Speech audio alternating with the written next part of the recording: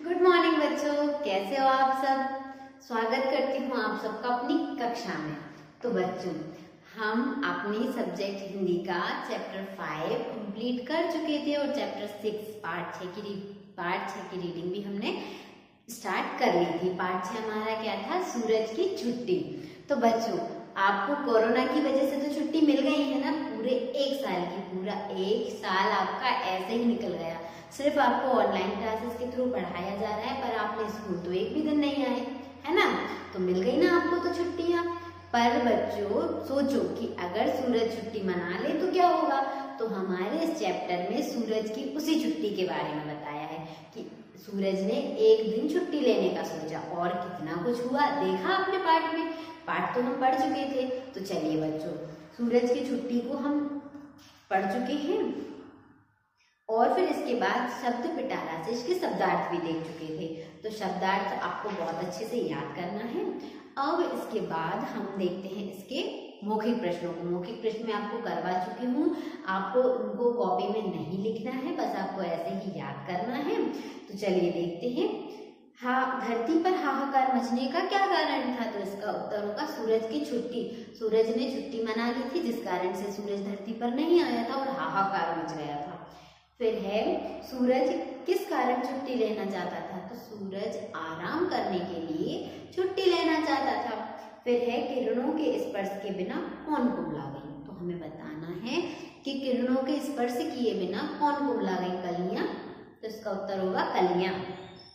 फिर है धरती और नभ किसे देखकर आनंदित हो उठे। धरती और नभ मतलब आकाश, किसे देखकर आनंदित हो उठे। तो इसका उत्तर होगा सूरज को देखकर, क्योंकि सूरज आ नहीं रहा था और जब वह आया तो उसे देखकर ये लोग आनंदित हो उठे। फिर इसके बाद कविता की पंक्तियों को पूरा कीजिए। तो इन कविता की पंक्तियों को पूरा करने के लिए मैंने आपसे कहा था, तो आपने कर ली होगी कविता की पंक्तियों को पूरा। तो चलिए बच्चों, फिर इसके बाद है सही शब्दों के साथ जोड़े मिलाइए।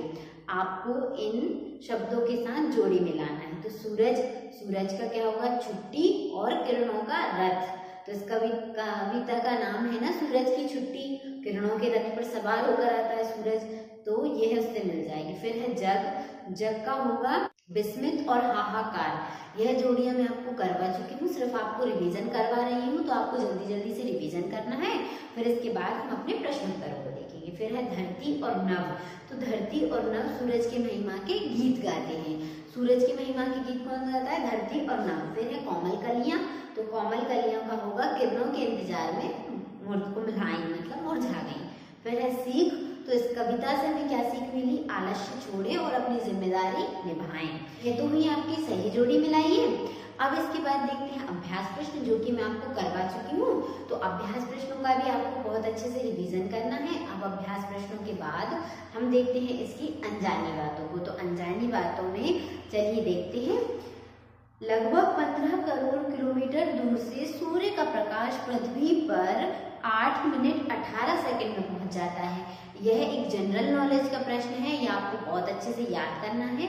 आपको यह समय बताया है कि सूरज जो कि आपसे करोड़ों किलोमीटर 15 करोड़ किलोमीटर दूर है, 15 करोड़ किलोमीटर दूर, उसके प्रकाश को धरती पर आने के लिए सिर्फ 8 मिनट 18 सेकंड का समय लगता है।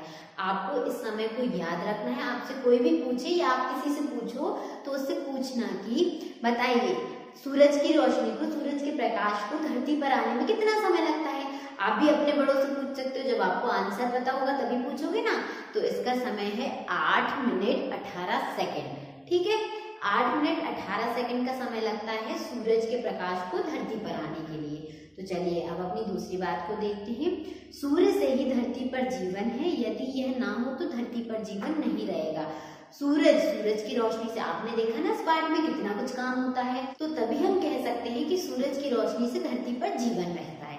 तो चलिए बच्चों, यह तो ये आपकी अनजानी बातें। अब हम देखते हैं इसकी भाषा और व्याकरण को। तो भाषा और व्याकरण में इसमें दिया है, यह चित्र देखकर उनके दो पर्यायवाची शब्द लिखिए। आपको चित्र दिया है और चित्र के सामने दो पर्यायवाची शब्द लिखना है। तो यह तो और भी सिंपल हुआ। चित्र देखिए किस चीज का है, वह नाम लिखिए और उसका एक और नाम लिखिए। तो सबसे पहले चित्र ये बच्चों किस चीज का है, सूरज। तो सबसे पहले वहां लिख दीजिए सूरज और उसके नीचे लिख दीजिए सूर्य। हुए ना दो नाम। चलिए फिर इसके बाद देखिए क्या है, साइड चांद, तो सबसे पहले लिख दीजिए इसका चांद और उसके नीचे लिख देना आप चंद्रमा, यह भी दो नाम हुए। फिर है आंख, तो आंख का लिख दीजिए आंख और लिख दीजिए उसका नेत्र, नयन भी लिख सकते हैं, चक्षु भी लिख सकते हैं और जो नाम आपको आ रहा है वह भी लिख सकते हो। फिर इसके बाद किस चीज का चित्र है, पेड़, तो लिखिए पेड़, और पेड़ को एक और कहते हैं वृक्ष, तरुण भी कहते हैं, तरुवर भी कहते हैं, तो आपको जो नाम लिखना है वह भी लिख सकते हो आप, ठीक है। तो चलिए इसी के साथ हुआ हमारा पहला प्रश्न। अब हम देखते हैं अपने दूसरे प्रश्न को। पाठ में आए नाम वाले यानी संज्ञा शब्दों को छांट कर लिखिए।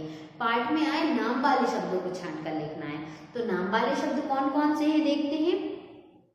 नाम वाले शब्द हैं, सबसे पहले सूरज, सूरज नाम वाला शब्द है, धरती नाम वाला शब्द है और चिड़िया, तो यह तीन शब्द लिखेंगे हम, ठीक है। वस्तु व प्राणियों के नाम, तो सबसे पहले में सूरज, फिर धरती और फिर इसके बाद लिखेंगे हम चिड़िया। अब इसके बाद है भावों के नाम लिखिए। तो भाव, क्या क्या भाव बताए हैं इस कविता में, ठीक है, पाठ के ही लिखना है हमें। तो सबसे पहले लिखेंगे कुमलाई, मुस्काए, खुशहाली, पछताया, खिलना और महकना, ये 6 भाव। कुमलाए, कुमलाना भाव होता है। मुस्काए, मुस्काना यानी हंसना भाव होता है। फिर इसके बाद है खुशहाली, खुशहाली मतलब खुश होना भाव होता है। फिर है पछताया, पछताना, यह भी एक भाव होता है। फिर इसके बाद है खिलना, फूलों का खिलना, कलियों का खिलना, खिलना यह भी भाव होता है। और इसके बाद है महकना, फूल और कलियां महकते हैं तो महकना भी एक भाव होता है। तो यह हो गया आपके भाववाचक संज्ञा। तो चलिए यह तो आपका दूसरा प्रश्न। अब हम देखते हैं अपने तीसरे प्रश्न को। तो तीसरा प्रश्न क्या है देखिए, आइए कविता बुने। कविता बुने का मतलब कविता बनाए। तो देखिए इन तुकान शब्दों से रिक्त स्थान भरकर कविता को पूरी कीजिए। तो बतलाती, पढ़ाती, बताती, सिखाती, सुनाती, जाती, इन शब्दों से कोई भी शब्द प्रयोग करके आपको इन कविता को पूरा करना है। तो चलिए चल पढ़ते हैं। चींटी श्रम का पाठ पढ़ाती, तो पहले में आ जाएगा पढ़ाती। फिर मधुमक्खी भी यही बताती, मधुमक्खी भी अपने छत्ते को बनाने में कितनी मेहनत करती है तो वह भी यही बताती। दाना चुगते जाती चिड़िया, चहक चहक श्रम गीत सुनाती। फिर इसके बाद आ जाएगा सुनाती। फिर बिना रुके जी धरती घूमे, नित चलते रहना सिखलाती। नित चलते रहना सिखलाती, हमें सिखलाती है ना धरती नित चलते रहना। आलस से तुम थम जाओगे, यह कविता तुमको बतलाती। आलस से तुम थम जाओगे, अगर आलस तुम्हें आया तो तुम थम जाओगे, यह कविता तुमको बतलाती है, कविता तुमको यह बताती है। तो चलिए बच्चों, यह कविता तो आपकी पूरी हुई, बना ली ना हमने कविता, है ना। तो चलिए इसको एक बार गा के बताइए मुझे।